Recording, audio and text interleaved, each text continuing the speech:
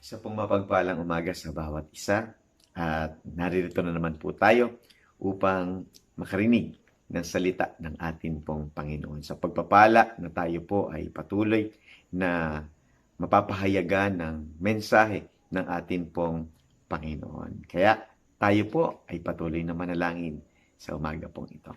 Ama naming Diyos na makapangyarihan sa lahat, nagpapasalamat po kami minsan pa sa kaloob mo ng buhay sa amin po, na kami ay binigyan mo ng panibagong hininga, kalakasan, at nasilayan na naman namin ang umagang ito at patuloy na binibigyan mo kami ng opportunity upang makapag-alay kami ng pagsamba at papuri sa dakilang pangalan mo.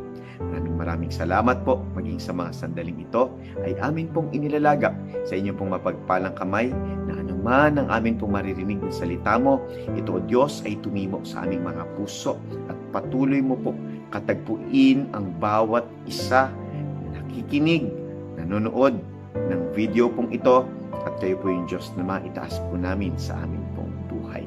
Maraming salamat po. Walang iba kaming itinataas, wala kaming ibang pinapasalamatan, kundi kayo lamang po aming Panginoong Jesus. Sa iyong mataas na papuri, sa inyo pong mataas na pagsamba, ito pong aming panalangin sa pangalan ni Jesus. Amen and amen. Minsan pa po, welcome po sa Daily Devotions. Tayo po ay patuloy na magbubulay-bulay ng salita ng atin pong Panginoon. At I'm so excited to share to you yung salita po ng Panginoon. At ito po ay matatagpuan sa aklat po ng mga gawa, Kabanata 3, talata 2 hanggang 10. Basahin po natin. Sa pintuan ng templo na tinatawag na Pintuang Maganda, ay may isang lalaking lumpo mula nang ito'y isilang. Dinadala ito sa templo araw-araw upang mamalimos sa mga taong pumapasok doon. Nang makita nito sina Pedro at Juan na papasok sa templo, siya'y humingi ng limos. Tinitigan siya ng dalawa at sinabi ni Pedro sa kanya, "Tingnan mo kami." Tumingin nga siya sa kanila sa pag-asang siya'y lilimusan. Ngunit sinabi ni Pedro, "Wala akong pilak o ginto, ngunit may iba akong ibibigay sa iyo. Sa pangalan ni Jesucristong taga Nazaret, tumayo ka at lumakad." Hinawakan niya sa kanang kamay ang lumpo at itinayo. Noon di lumakas ang mga paa at bukong-bukong ng lalaki. Palukso itong tumayo at nagsimulang lumakad. Pumasok siya sa templong kasama nila habang naglalakad at lumulundag na nagpupuri sa Diyos. Nakita ito ng lahat at nang makilala nilang siya ang pulubing dati nakaupong namamalimos sa Pintuang Maganda ng templo, namangha sila at nagtaka sa nangyari sa kanya. Ang ating pong pagbubulay-bulayan ay pinamagatan ko pong ang lalaking lumpo. Tingnan po natin ang naranasan nitong lalaking lumpong ito. At sabi doon sa binasa po natin kanina sa kwento, siya po ay araw-araw nandoon po siya sa pintuan at namamalimos sa lahat ng mga pumapasok doon po sa templo. Meron po akong 3 puntos na nais ko pong ibahagi ngayong umaga pong ito at naway patuloy nating buksan ang ating mga puso, ang ating isipan, mapagtanto natin, makita natin ang nais ipahatid ng ating Panginoon sa bawat isa ngayong umaga pong ito. Unang-una po ay pwede kang nasa church pero wala ka sa presensya ng Panginoon. Tingnan po natin in verse 2. Sabi dito, sa pintuan ng templo na tinatawag na Pintuang Maganda, ay may isang lalaking lumpo mula pa nang ito'y isilang. Dinadala ito sa templo araw-araw upang mamalimos sa mga taong pumapasok doon. Mahalaga po na makita po natin na pumapasok po tayo sa church hindi para sa wala lang. Pumapasok tayo sa loob ng church kasi nakikipagtagpo tayo sa atin pong Panginoon. Hindi dahil barkadahan, hindi dahil nandun yung tropa, hindi dahil nandun yung mga kaibigan, hindi yun eh.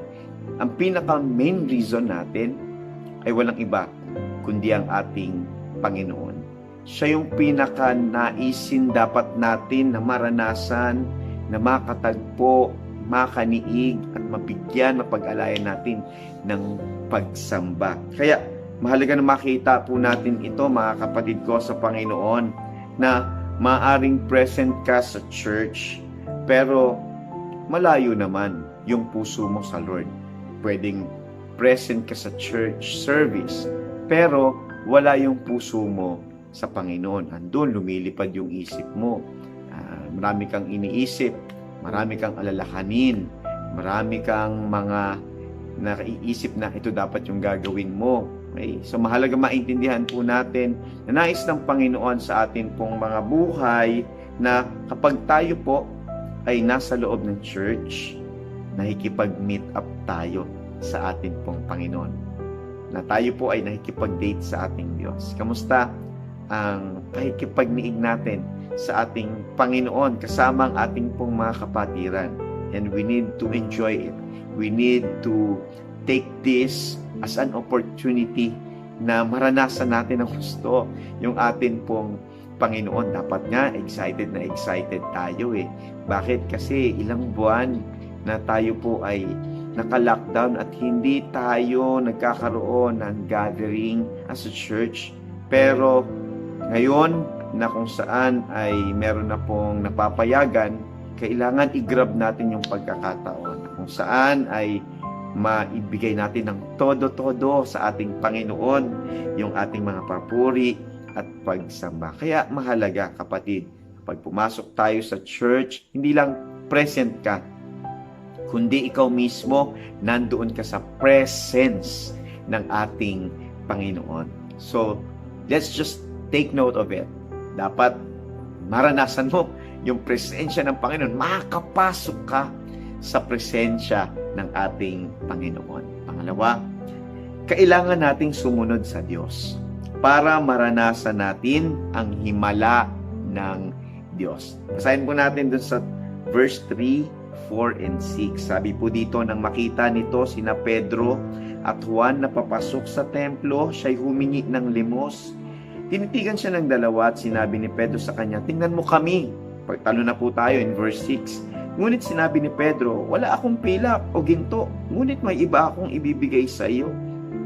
Sa pangalan ni Jesucristong taga Nazaret, tumayo ka at lumakad. Alam niyo po, tumugon ang lalaking lumpong ito doon sa sinabi ng lingkod ng Diyos sa kanya. Sumunod siya.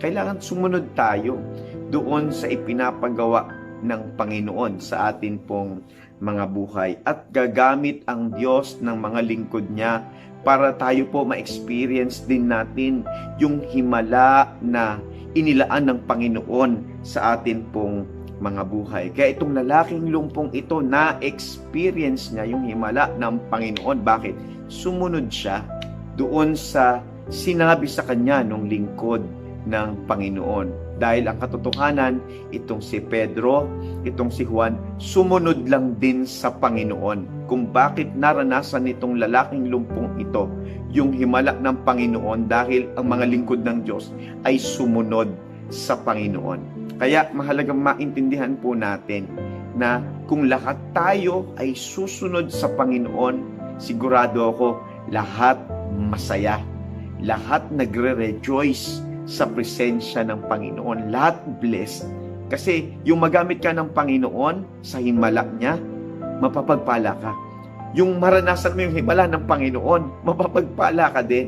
At yun yung nais ng Diyos, lahat na be-bless. Kaya mahalagang sumunod tayo. If you really wanted to be blessed, obey God. Ganun lang kasimple, kapatid. No? Yung pangatlo, pupunta ka sa church kasi magbibigay ka ng pagpupuri sa Lord, hindi para kumuha sa church. Gusto ko pong i-emphasize ito ngayong umaga pong ito, na dapat pag pupunta tayo sa church, tama yung motibo natin. Ito yung tanong, excited ka pa ba pag pumupunta sa church? Excited ba yung puso mo na makikipagniig ka sa Panginoon, sa church? No? with our brothers and sisters in Christ. At ito po yung dapat ma-check po natin sa ating pong mga puso. Kamusta yung pananabik mo sa Panginoon? Excited ka pa ba talaga? O baka responsibility na lang siya? Tingnan mo natin yung ating mga sarili.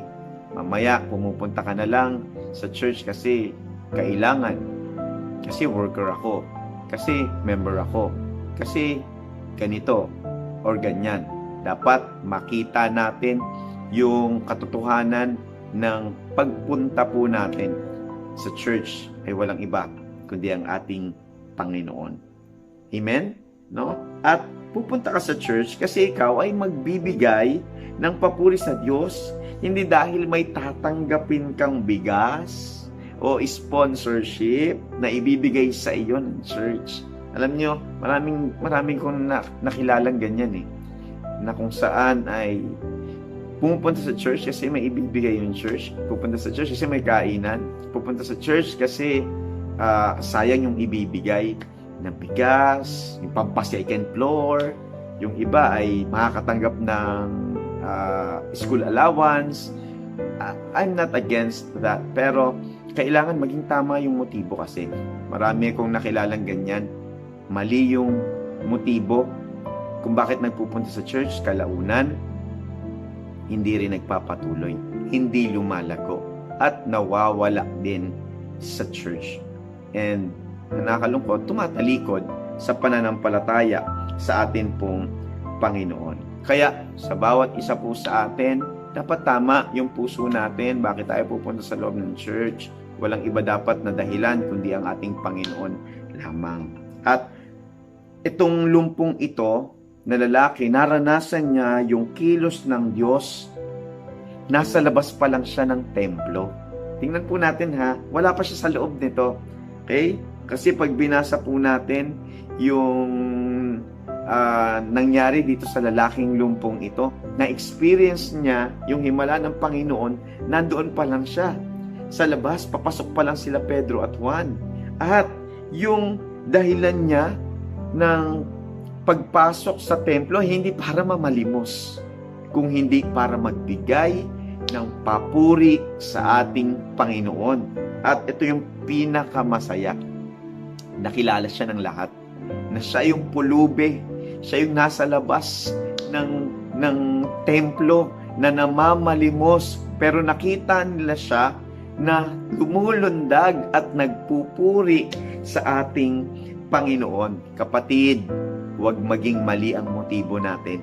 Tandaan po natin, katulad nitong lumpong lalaking ito, pumasok sa church, sa templo. Bakit? Hindi para mamalimos na. Hindi para humingi, kung hindi para magbigay ng papuri sa ating Panginoon. Ulitin natin, bakit ka pumupunta sa church? Kasi ikaw ang magbibigay sa Diyos ng pagsamba, ng papuri, dahil karapat dapat ang Diyos doon.